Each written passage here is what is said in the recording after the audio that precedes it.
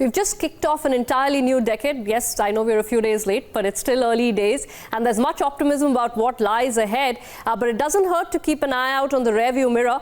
If you turn that rearview mirror around to the rupee, though, you will come away with, as we're saying, mixed emotions. The Indian currency actually didn't have a very good decade. So if you look at the Indian currency vis-a-vis its Asian peers, it was the worst performer actually in the decade. Over the 10-year period between 2010 and 2020, the rupee lost 52% against the US dollar. It started the decade of the 2010s at a 46 to the dollar kind of level, and it exited at about a 71 level. So during that period, you've taken out psychologically important levels like the 50s, the 60s, the 70s. You almost hit 75. You're just shy of that, and you closed the decade at about 71.5. Now, some of the comparative economies like Indonesia did a little bit better, lost 47% against the US dollar. The Malaysian ringgit was better off and lost under 20%. Well, the Chinese chart is there, but it's not really a comparable currency given the tight controls that the Chinese government maintains on its currency markets. Now, that's the glass half empty, but everything is relative. So if you change the countries that you're comparing the Indian rupee to, you come away with a very different perspective. So if you compare the Indian rupee to its BRICS peers, actually the Indian rupee performed the best out of the lot. So while we lost 52%, you had the Brazilian real, which weakened very, very steeply. The dollar gained 134% against the real.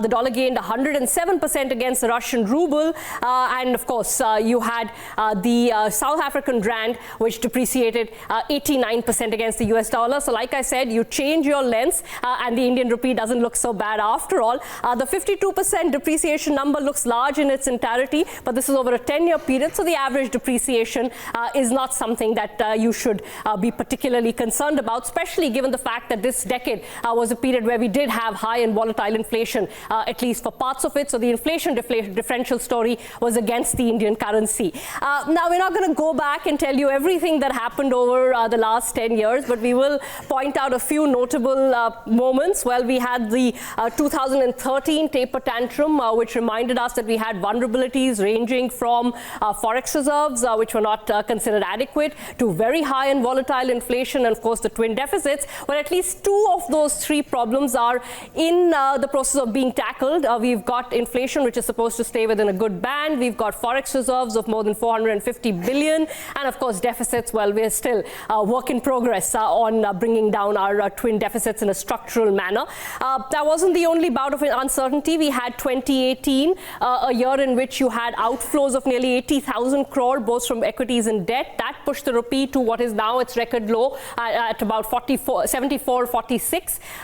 But, you know, in 2019, we had a good year. We got 1.35 lakh crore in inflows. So it reminded us that just as money can flow out, it can flow in. And that markets are fickle. What are we looking forward to in the 2020s? Well, I'll tell you a couple of things that you want to keep in mind. One, if you do have low and stable inflation, does that mean that the pace of depreciation on the rupee should come off? Two, if you do open up your debt markets to more foreign flows, could you see a lot more inflows, but could you see a lot more volatility?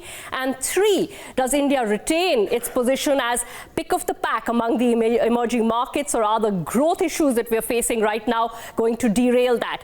For the answer, well, tune back around in 2030.